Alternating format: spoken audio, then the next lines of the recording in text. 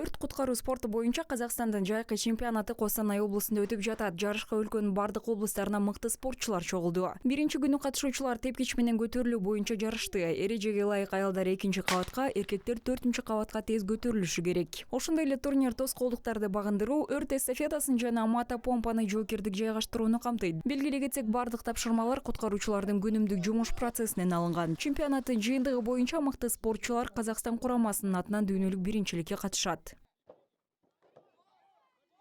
Самая благородная служба, я считаю. Менин оюмча, эң негизги кызмат адамдарды куткаруу, жардам берүү. Бул мыкты адистик, ошондуктан да жагат.